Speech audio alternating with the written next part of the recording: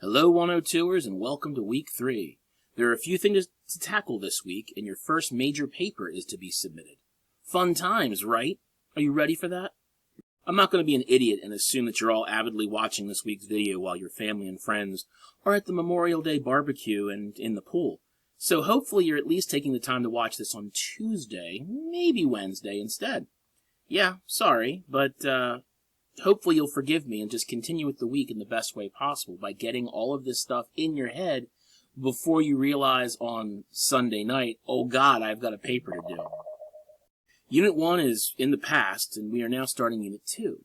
So if you will do me the honor of scrolling down to the masterclass schedule here on the right, see, view the course schedule, clicking on the link, and then scrolling down to week 3, we can begin.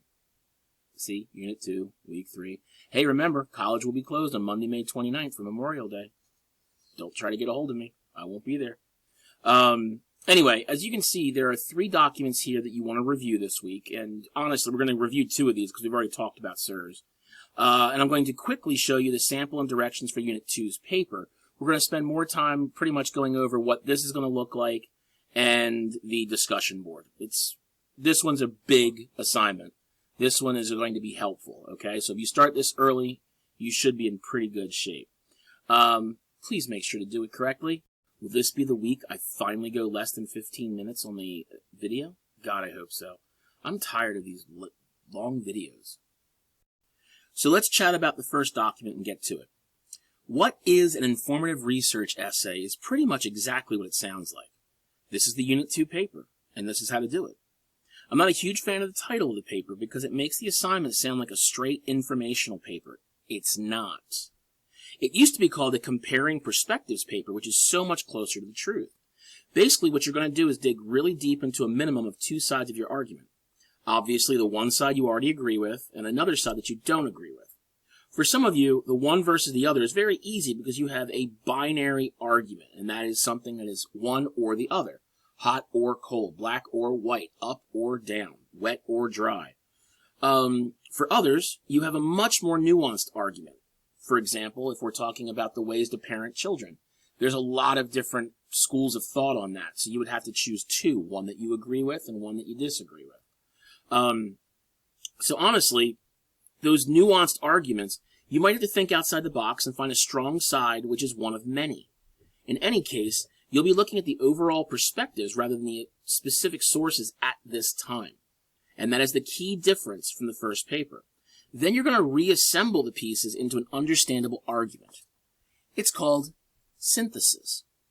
There are a lot of building blocks that you can put together in any way that you want, and not everyone will put together these building blocks in the exact same way unless they're following very specific instructions.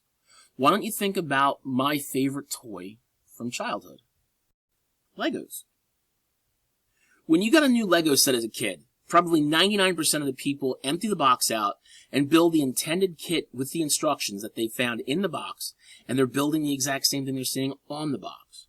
They end up with a boat, or a castle, or a spaceship, or a bust of Darth Vader. Perfect. They look at it for a while, play with it for a little while, and then what?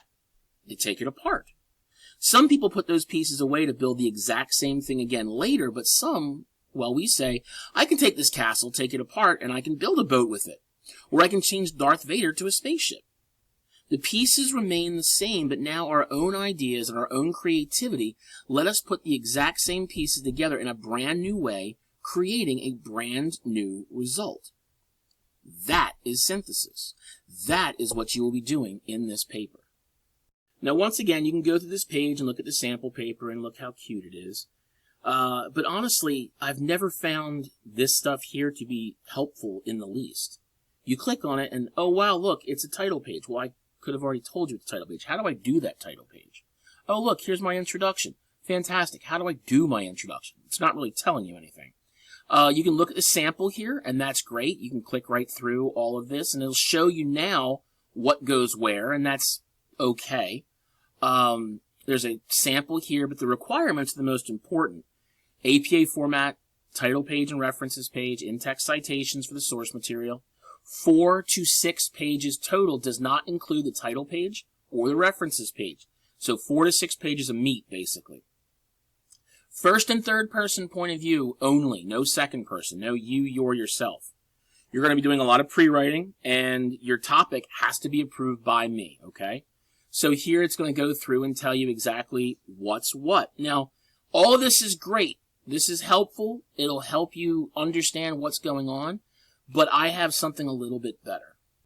This document here is going to be living on the announcement, and I'm going to have this on every announcement until the paper is due, and this is really something that some colleagues put together that I really love, and it takes everything from that page and kind of makes it a lot more crystal clear. So make sure you look at these requirements, look at the steps, and here is where it's really going to be helpful. In the structure, it's going to make sure that everything is very spelled out for you. Exactly what goes in the introduction, exactly what goes in the background. What is the compared perspectives portion here? A minimum of 2 paragraphs of this. We're going to be talking about CSET later on in a week or two. Talk about these ideas. What's the exploratory synthesis? And what is the conclusion? Not only that, we do have the sample essay right here. And it's going to show you exactly what you need to do. You can copy and paste this on your own paper and then just plug in your information. What is your name? What is my name? And what's the date that it's due, okay? And then we go down here and you can see exactly how the paper comes together. Here we have our in-text citation, author, year. Down here we have author, year, and then location of information. And notice that we have section headers in each place, okay? So your reader knows exactly which section you're going to be in at the time. And then you're only going to have 2 references listed, okay? So I'm not going to be going over this much today because it's not due for another few weeks. But I wanted you to have access to it so you can see what the end result will be. I'm all too happy to discuss it with you before I make a big deal of it in a couple weeks. So if you need anything, email me.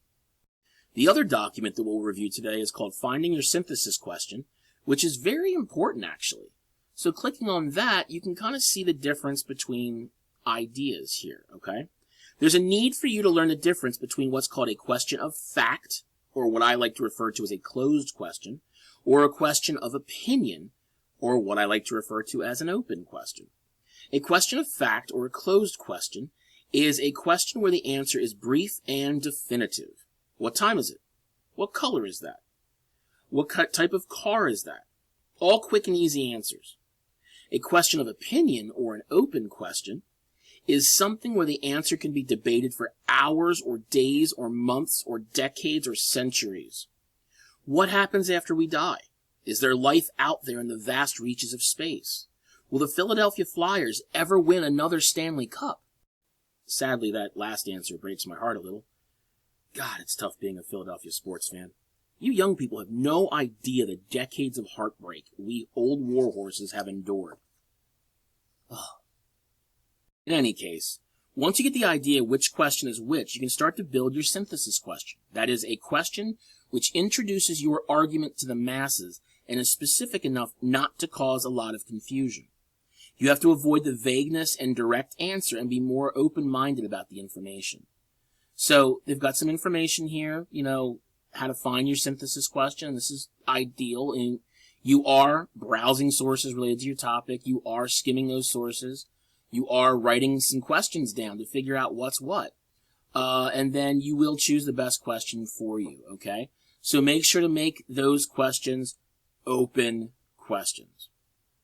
Once we get through that, you can review the SIRS document again, but we did that, I think, last week with the Credo and SIRS and EBSCO host.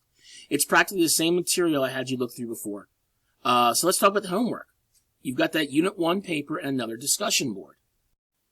I actually really like discussion boards. You wake up a little bit as students. If you take it seriously, I can see the wheels turning in your head. I can also see who doesn't give a damn. It's a win-win for me. So let's start with the Unit 1 paper here. If we click on that, we're going to see exactly what you have to do. And once again, this spells it out the way the other one did for Unit 2. However, I also have a better format for you, okay? So you can take a look at this absolutely when you're ready. There's going to be a button at the very bottom to say Submit Assignment. But here, what I'd like you to do is take a look at the sample I'm going to attach to your announcement again. So again, here it is. except this one is a Unit 1 literature review. It's going to be 3 to 4 pages. Nothing more than that. That's not a lot, guys. Don't worry about it. You need 2 well-chosen and evaluated sources of opposing sides that you guys put together for last week's assignment. APA format again, 12-point font Calibri or Times New Roman, correctly formatted title page. The structure matches the directions and sample I'm providing at the bottom of this. Use third-person point of view as much as possible. He, she, it, they, them. With first person only when applicable to your specific ideas. I found this source to be reputable because. I think this idea is worthwhile because. Do not use second person. No yous or yours or yourselves. Okay? Then down here, make sure that you look through and pay attention to each piece. So your introduction will be the first paragraph. It'll be a single paragraph. It should begin with a hook or an attention getter. It's going to be written in first person. You're going to be showing me your personal attachment to the topic and the source that you've chosen. Why did you select this? Why do you think it's so important to you? It should end with your thesis statement, which is your position statement. I believe that the United States needs stronger cybersecurity. I believe that the United States needs to raise penalties for repeat offenders in drunken driving incidents. You know, you're going to need something there to show your reader, aka me, what you're thinking and what you're doing. Research question analysis is going to be a minimum of 1 paragraph. It can be multiple paragraphs if you so desire. Otherwise, you're going to have a minimum of 1. You're going to basically be looking for reputable source material. Make sure that you're stating the questions that you used as research questions and explain your reasoning behind the use of each in this section. This will most likely be a single paragraph, but for some of you who are a little bit more like me and you tend to write off a lot, you might end up with 2 paragraphs. The body and source summary and the analysis is a minimum of 5 paragraphs. Okay, are you ready? You're going to have 2 sources of opposing sides. You must summarize each source as well as provide an evaluation of each source. That means for each source you will have 2 paragraphs. Summary analysis for source 1. Summary analysis for source 2. That will be a total of 4 paragraphs at that point. Then, once you're done that, you are going to give your overall analysis of these sources in at least 1 paragraph. And here it's going to be a reflection of the research process in both sources. So as you can see, this section here, minimum of 5 paragraphs, is laid out. So paragraph 1 will be source summary 1. Source 1 evaluation will be paragraph 2. Source 2 summary will be paragraph 3. Source 2 evaluation will be paragraph 4. And then the reflection of both sources will be paragraph 5 at minimum, okay? And then finally, you're going to conclude the paper. It's going to be a very short conclusion by restating the purpose of the literature review. Why are we doing this? Explain what you could do with this research topic, and explain kind of what the significance of the research is. For those of you who are panicking right now, there's a sample. So take a look at this, exactly the same as I showed you in Unit 2. Make sure that you have your name here, my name here, the due date here, okay? And then you go through, you'll see, you know, we have this nice, lovely introduction. That's all it is, okay? It's real quick. And then we do have our section headers. What I've done to make my questions stand out is I've put them in italics. It makes your reader notice them immediately, and we know exactly what you're talking about.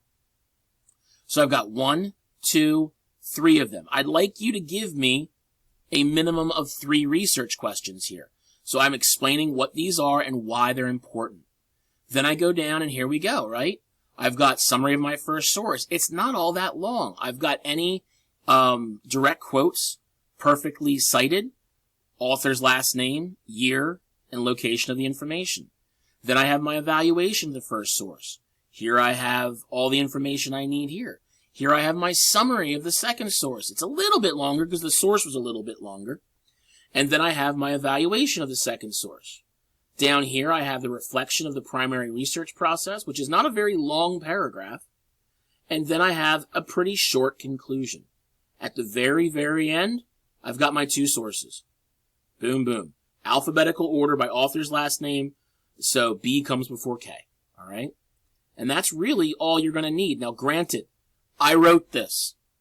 I am an English teacher. I'm expecting 3 to 4 pages from you, and what I gave you is pages 2, 3, 4, and 5, which is 4 pages, and then a little bit on the 6th. So it may not be 7 pages by the time you get to the end, okay? So make sure that you get through all that. If you have any questions, please email me. Otherwise, you can go to the Writing Center if you have to. You've got this. To finish, there's a discussion board here. And honestly, once you click on here, you'll see this. There you go. Revisiting your topic. And what I want you to do is, using the same topic, you'll answer these 6 questions in paragraph format. I have provided yet another helpful sample for you down here. Here it is. You do not have to make it this long. Again, English teacher, it's what I do. And anyway, it's the sample. Don't reply to this one. Just look at it. And honestly, you'll post your initial ideas. You'll explain yourself. You'll have to go back afterwards and respond to somebody else's. So if you click on it, mine, you will see I also replied to my own as a sample for you. Please don't reply to your own. Reply to somebody else's. So there are 4 bullet points to hit for every response, so I can see who's paying attention and who's doing this to be helpful, okay? So we have 6 points to carry up here, 4 points to carry here, and those can be, I'll click back, there we go. Here are my 6 points for the initial post, and here are the 4 points for the reply, okay? So that's the assignment. If you have any questions, you can email me, but do so well before the due date, okay? I want to say I did this last week. I don't remember if I did this GIF or not. I think I did. I should just delete this one, I think. I pride myself on having new ones every week. Anyway, that's the week. Hopefully it's not too stressful for you. Now that summer has unofficially begun, stay in the shade and keep yourselves wet in the pool. For those of you beach people, well, you can have it. I hate the beach. Anyway, have a great week. Be good. Rest up. And hey, not 20 minutes. Sweet. See ya.